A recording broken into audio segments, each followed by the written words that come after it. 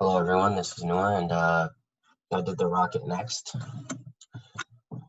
project, and I will talk mostly about this rocketnext main function that I put a lot of time into. But I wrote several programs relating to the modeling of a rocket, just calculating number of pieces of info about a rocket that are of our interest, and then these kinematic equations are the important ones. And these are some of my references. So, getting right to it, I'll talk about the documentation first. The rocket next, it basically finds the next state of a rocket given the parameters of a current state. So the syntax is pretty simple. The next state equals the rocket next, and then you put in the initial and the change in time. And the initial must be a structure. So with these, and these are the fuel mass, the rocket mass, the velocity, the height, the linear coefficient of drag, the quadratic coefficient of drag, and ratio of fuel burn to impulse, the force of thrust. It's in a function handle, by the way, and then the initial time. And so the description of this is that the state equals the rocket next initial, and then delta time. It returns structure parameters, the next struct, each element being updated from its previous state. So it's from one state to the other, depending on it, determined by the change of time, the function change of time, delta t. So the next state of fuel mass, the next state of rocket mass, the next state of velocity, height, linear coefficient of drag, quadratic coefficient of drag, the ratio of fuel burn and impulse. Remember, this is a function handle, force of thrust at time t, and then the current time of all state parameters. So an example of this is just putting this in as your initial, and then your change of time is 1, and then you put it in as in this syntax form. So your struct would go here, and your dt, the 1, would go here, and then you'd get this outputted to you, which means that the force of thrust is 2000, just like it is, and there's the time changes from 1 to 0. The height and velocity changes, as you can see. The rocket mass doesn't change, and the fuel mass doesn't change. And the theory behind this is that, like all particles, rockets behave according to Newton's second law. The sum of forces equals mass times acceleration. After adding in the forces of the rocket, this becomes simple math. It's algebra. Force of thrust plus force of drag plus force of gravity equals mass times acceleration.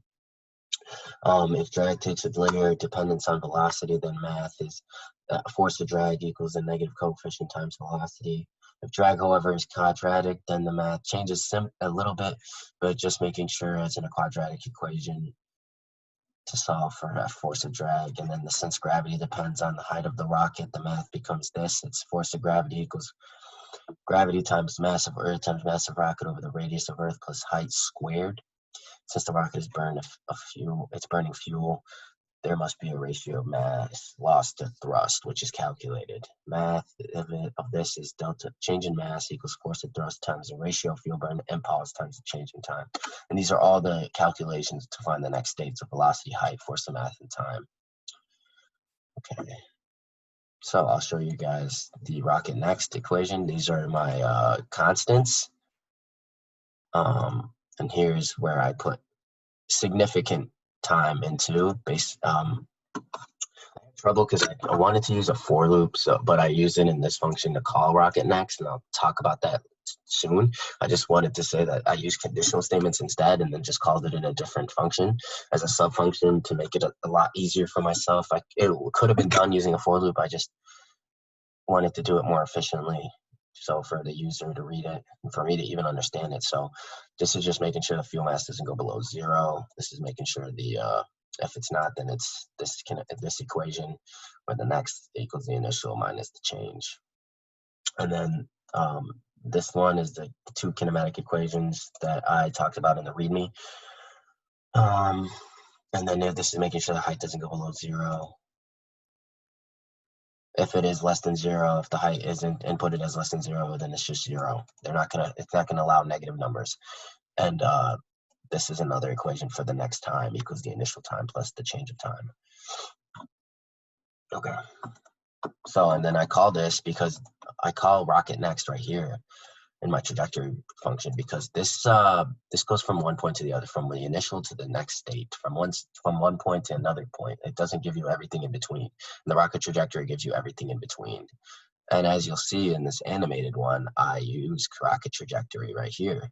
And I call this function that I will also, it's very similar to the one I use in actually no, it's a little different, but as you see, you have a fuel mass of 9. I inputted a fuel mass of 90, rocket mass of 10, quadratic, no linear drag, no height, no velocity. Everything starts at 0 here, except it has some quadratic drag of 0.1 and some ratio fuel impulse of 0.01. So you'll see it's going to be a quadratic equation. You'll see this when I run it real quick. And force to thrust is this function handle of 5,000, and time iterations. It starts at 0.1 and goes iterations of 0.1 to 14, to a total time of 14 seconds.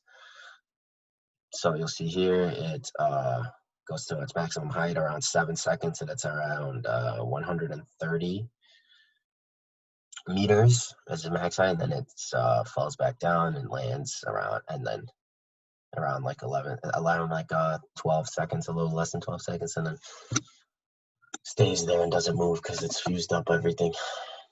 And yeah, and so the test is it all passes, all good. And now we'll talk about the simple test. And as you see, I wrote 4 tests for this one. The simple test is pretty straightforward. Basically, it's like a by hand. I did a fuel mass, rocket mass of fuel mass of 90, rocket mass of 10, no velocity, no height, no initial velocity, height, or linear drag or quadratic drag, no ratio of fuel burn to impulse, and the force of thrust is 2,000, and the time is 0, and the change of time is 1, and then you get a velocity. It gives you back a velocity and a height of 10 and 5 around there, and then you expect the time. The expect t is going to be 1 because it goes change the time from 1 to 0, so it's going to be 1 minus 0, which is just 1.